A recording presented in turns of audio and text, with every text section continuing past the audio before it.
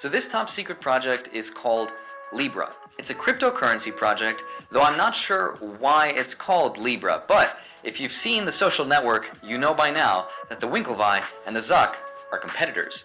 And this is a fact, the Winklevoss twins own a cryptocurrency exchange called Gemini. So Mark decided to get real creative and call his Libra, because it's a battle of the zodiacs. Get it? That's a lie. I don't think that's why it's called Libra, but it makes sense in my head, so I'm just going to go with it as fact from now on. So Facebook's Libra already has massive support from some of the biggest key players in the industry. Check this out. MasterCard, Visa, PayPal, Uber, Lyft, eBay, Stripe, Spotify. It's like, at this point, who's involved in this project? Yes, so everyone. And what's crazy is Facebook is charging each and every single member $10 million to participate in the network. Facebook can actually raise up to $1 billion from the 100 companies that it wants to include, and you can bet that's going to have a positive effect on its stock price. Now, supposedly, all of these companies are going to be the governing nodes that get to decide upon the rules and the values of the network. So I'm guessing the way it's going to work is majority votes. Whoever gets the majority votes gets to decide on the rules and the principles of the network. So by now, most of you guys already know that cryptocurrency is here to stay, and that Bitcoin is the main one. Now, some of you guys already know where I'm going with this, so I apologize for this in advance. It's now a Bitcoin. It's stupid. My friend Patrick and I made it. If you guys want to do this for all your friends and family, it's super easy. I'll leave a link in the description below where you can buy it. But in 2014, I actually bought Bitcoin myself. I bought 6 of them. And with that 6, believe it or not, here's what I bought. I bought this drone from DJI, the Phantom Professional, which I promptly crashed super fast. You guys can see this. There isn't even a camera on this thing anymore. It's just here, and I haven't turned it on in the last probably 4 or 5 years now. Yeah, it doesn't even turn on anymore. Now, at the time, that was worth $1,200. But of course, in retrospect, we know that at its peak, that's actually closer to $120,000. Hello, darkness, my old friend. So one thing you guys may not realize is that Libra is not a cryptocurrency at all. It's actually what's called a stablecoin. So let me quickly describe the differences between the two. A stablecoin is used to describe something that's meant to hold stable value. For example, USDT, Tether, is a crypto-based asset that's meant to hold value by pegging or attaching itself to the US dollar. So for every coin, on the other side, you have just $1. And its main focus is to protect us from the volatility or the up and down price movement associated with moving money from one asset into another, usually trying to go from Bitcoin into the US dollar. So a quick example is if you became a Bitcoin millionaire overnight and you're thinking to yourself, great, I'm going to cash out, I'm going to buy my Lambo, I'm going to be a millionaire. Well, not so fast, because by the time you sold all of your Bitcoin, well, that Bitcoin could crash, because it's going to take you weeks, if not months and months and months of trying to sell your Bitcoin. And that's because cryptocurrency exchanges also want to protect themselves. So they put what are called daily sell limits. So you can't exactly sell all of your Bitcoin into the dollar. Instead, what you can do is you can move your Bitcoin and all the $1 million that it's worth into something stable like Libra coin, and it's going to hold its value.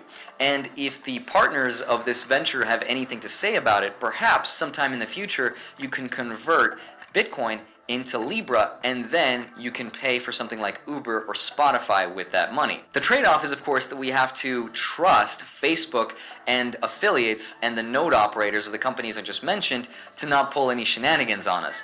In contrast, cryptocurrency was meant to solve the trust from a third party by making everything trustless and decentralized, by transferring value from one person to another without needing that trust at all. So that's the main difference between a crypto coin and a stable coin. So those are just some of the facts. Now here are some of my opinions about this and the pros and cons. Now Facebook has 2.4 billion active users around the world, which is huge.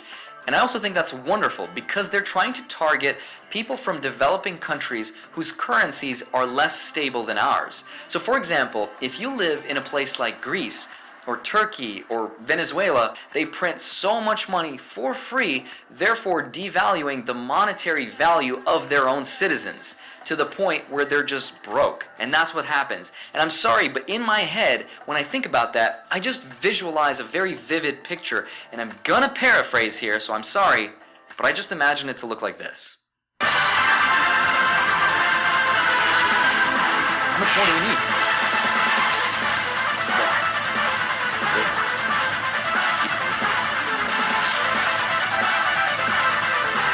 So I'm not saying that's how the government does it, but that's just how I see it. But what's hilarious is the value that gets added is actually worth less than the material that they print on. So in theory, well, I'm not saying you should do this, but you could theoretically take that money and just wipe your ass. So overall, I think if this is implemented well, this is going to be huge. Not just for Facebook, but for the entire world. Because I'm of the opinion, and I don't care how we get there, whether it's with Bitcoin or fiat or some digital currency from a centralized source, I don't care. As long as we help those countries move out of poverty. And I can relate because I come from that place. I come from a country who's made poor economic decisions. And I really don't care how we get there. Even though I think relief efforts help, they're only temporary. I think the best way to do it is by empowering those countries and the citizens by giving them the financial foundations and tools of the first world. And that's how you're going to bring them up to speed. That's how I would do it. But those countries could, of course, ban the entire effort outright. Looking at you, China. What's up? So here are some of my concerns, though. And this tweet from Sarah Jamie Lewis summarizes it perfectly for me. This is my humor right here. Can't wait for a cryptocurrency with the ethics of Uber, the censorship resistance of PayPal, and the centralization of Visa all tied together under the proven privacy of Facebook. That's hilarious to me, and that kind of ties everything together. But on a little bit of a deeper level, if you think about it, it might be a little unnecessary and redundant to have this Libra coin. Because if you think about it, I could send money to you already through Venmo or PayPal. Or why would I take the risk if I could just whip out my credit card or my debit card to pay for the same stuff?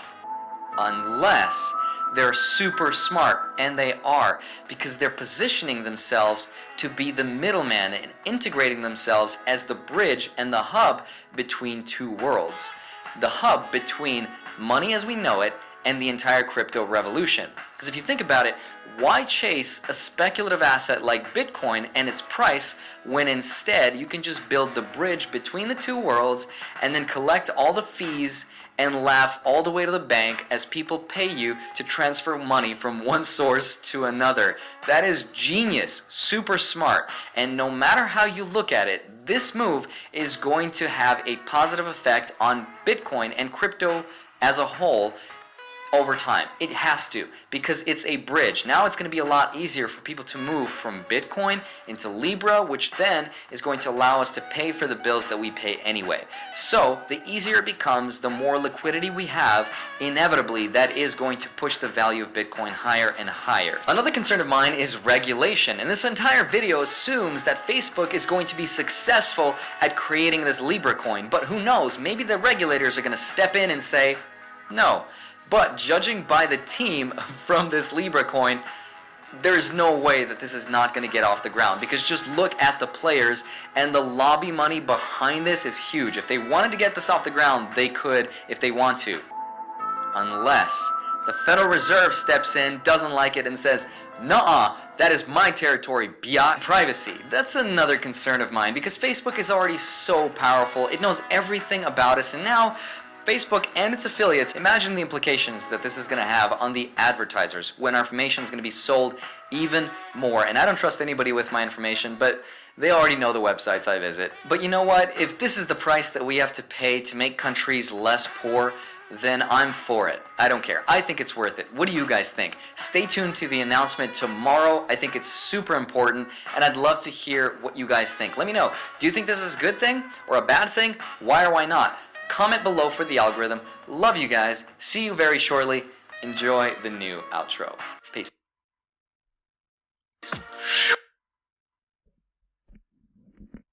Okay, thank you, Andrei Jikh.